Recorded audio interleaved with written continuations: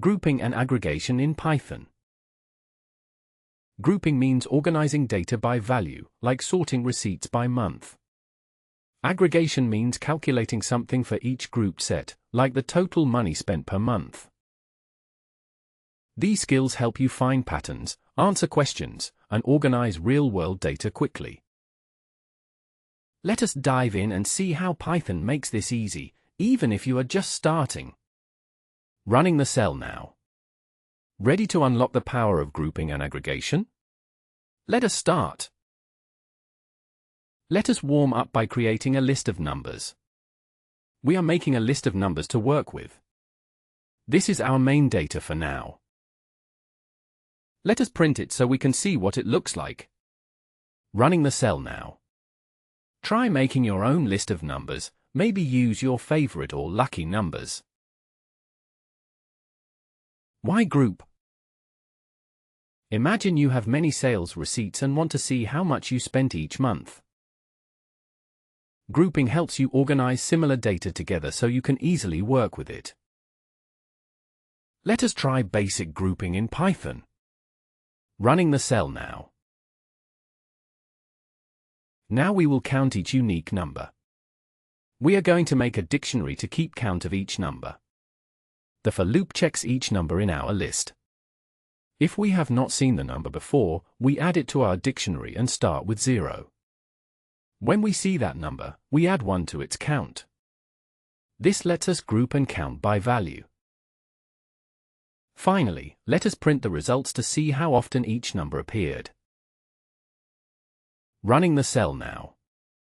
Can you try counting letters or words in a short sentence? What is aggregation? Aggregation answers questions like: what is the total or sum? What is the average? What is the highest or lowest value? Let us see some examples with our data. Running the cell now. Adding up all numbers is a basic and useful aggregation. Here, we are using Python's built-in sum function. It adds all the numbers in our list together. This gives us the total sum of our data. Running the cell now. What might sums tell you about your groceries or expenses? Now let us find the average of our numbers. To calculate average, divide the total sum by how many numbers there are. This lets us quickly get the typical number from our list. We use the len function to find out the count of items. Running the cell now. Averages are super helpful for seeing overall trends in any group of things. Let us pick out the highest and lowest numbers. The max function finds the biggest number in our list. The minute function finds the smallest one. We store these values in variables. Now we print both results to see our range. This helps us quickly spot outliers in data. Running the cell now. Try grouping your own list and finding its highest and lowest values. Practice prompt.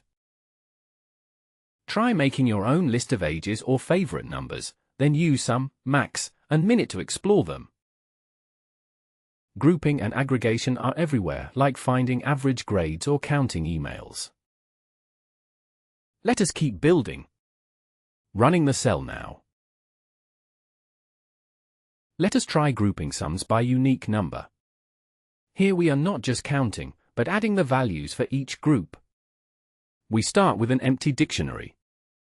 For each number, we set up a group if it does not exist yet. We then add the value of the number to its group total. This helps when groups should have summed values, not just counts. Printing shows how much each group adds up to in total. Running the cell now. Try this with prices or scores to see how groups can be added up. Now it is your turn.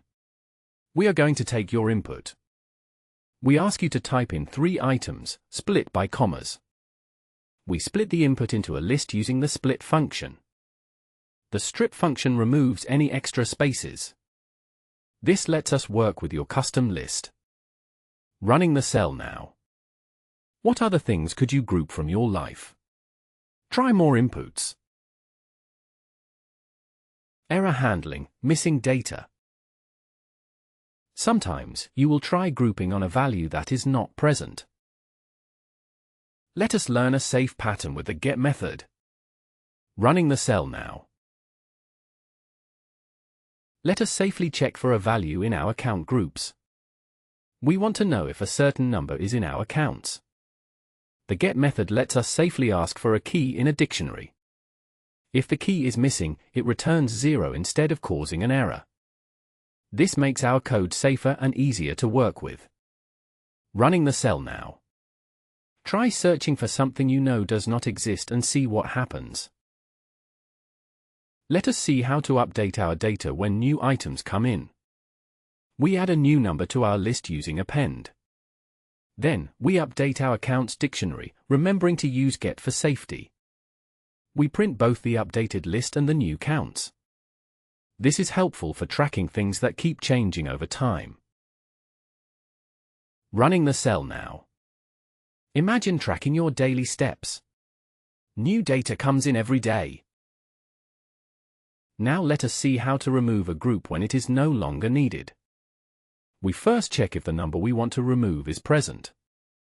If it is, we use del to delete that group from our dictionary. This keeps our groups tidy when certain values are not needed anymore. Running the cell now. Try removing other numbers or values to stay organized. Python offers tools that make grouping even easier. We import counter from the collections module. Counter automatically counts each value in our list. It is a shortcut for quick grouping and counting. We print our new counter object, which works like a dictionary. Running the cell now. Test counter with words or letters in your favorite sentence. Now, let us practice on a real-world style example. We set up a list of transactions, each as a dictionary of data. Some items are fruits, some are vegetables, and each has a price. We want to group items by their type. The for loop sorts each item into its category group. After grouping, we print the items by their types. Grouping like this is common when working with real-world data sets.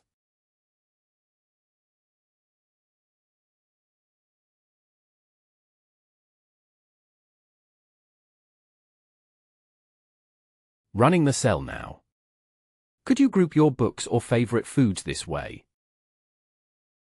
Let us calculate the total price for each group. We want to know how much the fruits and vegetables cost altogether. For each transaction, we add its price to the correct category.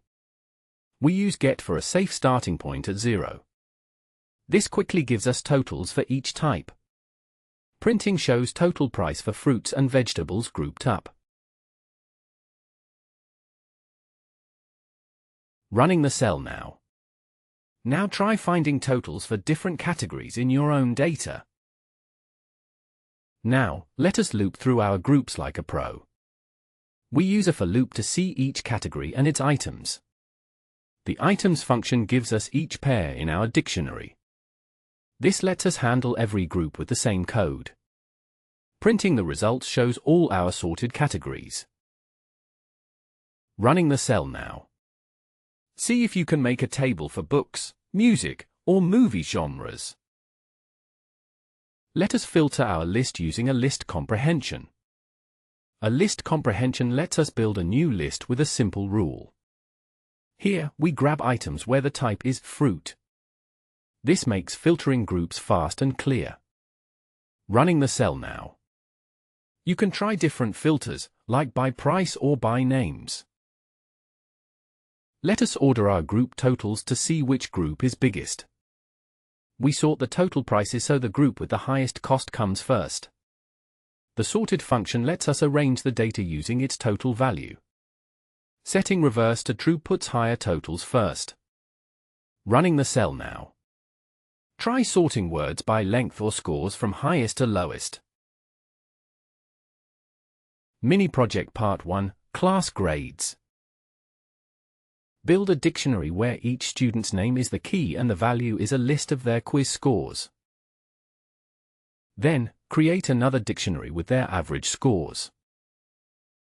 Ready? Let us build it up together. Running the cell now. Let us create a dictionary to keep quiz scores for each student and find their averages. Each student's name is a key, and the value is a list of scores. We loop through each student and their scores. We calculate the average for each one. Then we store it in a new dictionary called averages. Printing shows us how each student did overall.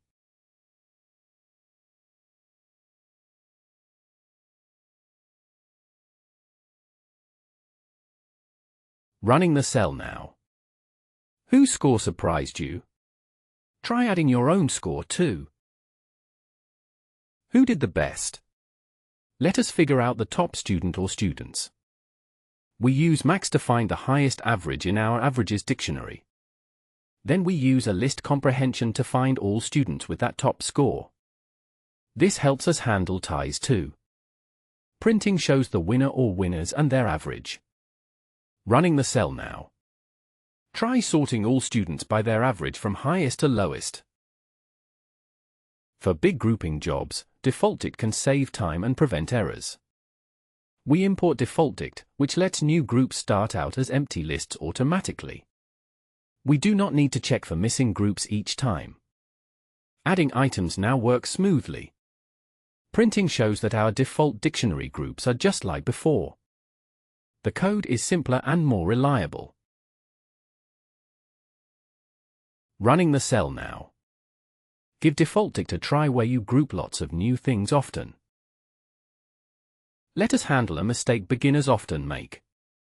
If you use a wrong key or spell things differently, get help to avoid errors.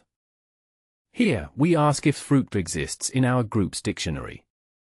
If it is not found, it prints a friendly message instead of crashing. Running the cell now. Remember, errors are part of learning. Try an experiment. Here is a fun bonus: group words by their starting letter. We make a list of animal and fruit names. Using defaultdict, we group each word based on its first letter. For each word, we look at its first character. Words with the same starting letter go into the same group. This shows how grouping can work with any rule you imagine. Running the cell now. Try grouping names or cities by their first letter for fun. Recap: why grouping and aggregation matters. You learned how to count and sum items in groups, handling missing data safely, using Python tools like counter and defaultdict, solving problems just like real data pros. Grouping and aggregation makes it easy to organize and summarize any kind of info. Practice on your own lists to get faster and even better. Running the cell now. Challenge: your turn. Try building your own groupings. Use lists of colors, movies, songs, or anything you like. Count or sum each group, filter, and find the biggest or smallest group. Share your results and tips in the comments. If this was helpful, like the video, subscribe for more, and share with a friend. Running the cell now. You did great! Do not forget to like, comment, subscribe, and share if you learned something new. See you next time.